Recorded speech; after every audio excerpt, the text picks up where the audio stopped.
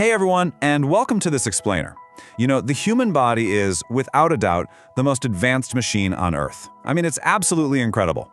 But despite all of its amazing capabilities, it's actually still running on some remarkably old, completely unpatched software. So today, we're going to run a full system diagnostic on your biology.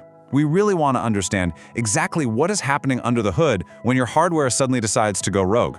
Think about it for a second. Have you ever had a random eyelid twitch that just wouldn't stop, or felt a sudden massive jolt right as you were drifting off to peaceful sleep? Or maybe you found yourself completely unable to move when you wake up. These aren't just random, meaningless annoyances. Okay, let's dive into this. Because when you look closely at these involuntary bodily quirks, you realize they are literal software glitches. They are precise moments where your body's incredibly complex signaling pathways get crossed, misread, or just stuck in a frustrating loop. So, here is our system diagnostics menu for today's troubleshooting session. We've got 4 key areas to cover. Number 1, temperature control bugs. Number 2, motor system misfires. Number 3, sensory false alarms. And finally, number 4, sleep mode errors. Let's kick things off with section 1, temperature control bugs, or as I like to call them, our ancient heater protocols. So when you step out into the freezing cold, your core temperature drops, right? And your body desperately tries to regulate itself, sometimes using some rather clumsy and noisy mechanisms. The primary response here is shivering and teeth chattering. Your hypothalamus, which is basically your brain's built-in thermostat, detects that cold and just starts pinging your muscles with rapid-fire signals. It's telling them to contract and relax at super speeds. And why? Well, because this rapid movement burns energy and releases heat. It's essentially lighting tiny little muscle campfires all over your body to keep you warm. And your teeth chattering? That's literally just the exact same shivering protocol, but highly concentrated in your jaw muscles, slamming your teeth together to generate that unmistakable rattle. It's an emergency heater. It's noisy, it's awkward, but hey, it works. And this brings us to a really incredible reaction. I love this quote. Goosebumps are basically ancient survival software still running on modern skin. It just perfectly captures the glitch. When a chill hits you, the sympathetic nervous system, which is your fight or flight network, triggers these tiny little muscles at the base of your hairs called erector pili. Now, back in our furry animal ancestors, pulling these hairs upright actually trapped heat and made them look a lot larger to scare off threats. But humans, we lost that thick fur millions of years ago. Yet, this leftover software reflex just stuck around anyway, triggering totally uselessly on our bare skin. Moving right along to section 2, motor system misfires. This is all about stuck keys and electrical noise. So, what exactly happens when your nervous system starts spam clicking the wrong buttons? We've all been there. You're in a super serious meeting trying to look completely calm and collected, but your eyelid is twitching like it's tapping out Morse code. That right there is called a fasciculation. It's a tiny, involuntary contraction of muscle fibers. This happens when your motor neurons just decide to misfire entirely on their own, often because of stress or way too much caffeine. It is completely harmless, but man, it feels incredibly strange because you have absolutely zero control over it. It is essentially your nervous system double-clicking send by mistake. Interestingly, if we look at what actually triggers these systemic misfires, it gets pretty wild. Take hiccups, for example. Those are involuntary spasms of the diaphragm where your vocal cords slam shut to create that little squeak. The triggers can be eating too fast or drinking fizzy drinks. And get this, scientists actually theorize that hiccups might be an unpatched bug left over from the breathing reflexes of our distant fish ancestors. Crazy, right? On the other side, if we look at leg cramps, the triggers are usually mechanical shortages, things like fatigue, dehydration, or an imbalance of crucial minerals like low calcium, sodium, or magnesium. And when those specific mineral shortages happen, you get hit with one of the most painful bugs in the entire system, the leg cramp. You're having a nice stretch in bed, and suddenly your calf feels like it is trying to completely crush itself. This is quite literally a software loop in your body. Your nerves eagerly fire the contract signal down to the muscle, but they completely forget to send the relax command.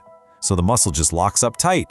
It is exactly like having a stuck key on your computer keyboard that just keeps repeating the same letter infinitely until the whole system finally manages to reset itself. Then, of course, we have tremors. Imagine you're in a really heated argument, your adrenaline spikes, and suddenly your hands start shaking wildly. In this scenario, stress hormones like adrenaline and cortisol are just flooding your system to gear you up to either fight or flee. But this massive surge creates intense electrical noise in your motor circuits, specifically in areas called the basal ganglia and the cerebellum. Because of all this noise, the signals fire unevenly, which causes your hands to physically broadcast your internal stress to the world until your body finally powers down from that fight or flight mode. All right, let's jump to Section 3, sensory false alarms. These are your body's misrouted bugs and strange feedback loops. This is the category where your brain's hardware is actually working fine, but it either receives totally false alarms or it just completely misreads the physical feedback. Let's start with a classic one, sphenopalatine ganglionalgia. Try saying that 3 times fast.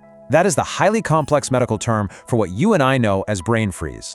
You drink something icy and suddenly your forehead is in absolute agony. This is a phenomenon known as referred pain. Your brain is literally filing a bug report to the completely wrong department. Let's move to and see how this builds mechanically in 3 specific steps. Step 1. The cold liquid chills the roof of your mouth. Step 2. This rapid temperature drop causes nearby blood vessels to quickly shrink and then rapidly expand again. Step 3. This sudden vascular change activates the trigeminal nerve, which is responsible for carrying face pain signals. But here's the glitch. The nerve gets confused. Instead of routing the pain to your mouth, where the cold actually is, it misroutes the signal, and your brain interprets the pain as coming directly from your forehead. We also see these mechanical false alarms with things like phosphenes and numbness. If you rub your eyes really hard and suddenly see fireworks, those are phosphenes. You are applying physical pressure that mechanically stimulates the retina. This depolarizes the retinal cells, effectively tricking your visual cortex into seeing fake light. Numbness works on a similar mechanical level. You sleep on your arm funny, and the physical pressure restricts the blood flow and pinches the nerves, totally blocking signals between the body and the brain. It's exactly like unplugging your keyboard. Nothing responds at all until the circulation returns and the nerves reboot, which usually comes with that super familiar tingly pins and needles feeling. 2 more absolutely fascinating sensory glitches are motion sickness and tinnitus. If you're reading a book in a moving car and start to feel sick, it's because your inner ear senses the motion of the road, but your eyes are staring at a completely still page. Your brainstem receives these wildly conflicting inputs and just assumes this mismatch means you've ingested some kind of neurotoxin. So to protect you, it triggers nausea to make you throw up. It is literally a survival system mistaking reading for being poisoned. Then there's tinnitus, or ear ringing. That happens after loud noises damage the tiny hair cells in your ear. Instead of sending silence to the brain when it's quiet, these damaged cells constantly misfire. It's basically an auditory microphone stuck in a permanent feedback loop, ghost playing a high-pitched track that doesn't actually exist. And that brings us to our final major category, Section 4, sleep mode errors. What happens when we fail to switch modes gracefully?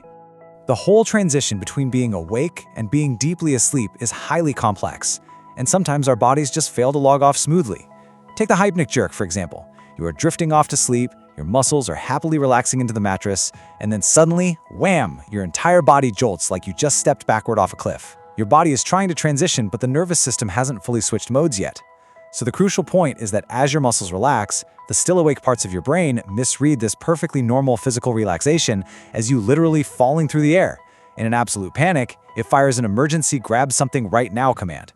It's essentially your brain running a false alarm fire drill just as you're trying to power down. Then we have somnambulism, which is more commonly known as sleepwalking. Instead of dreaming peacefully in bed, you are up and roaming the halls.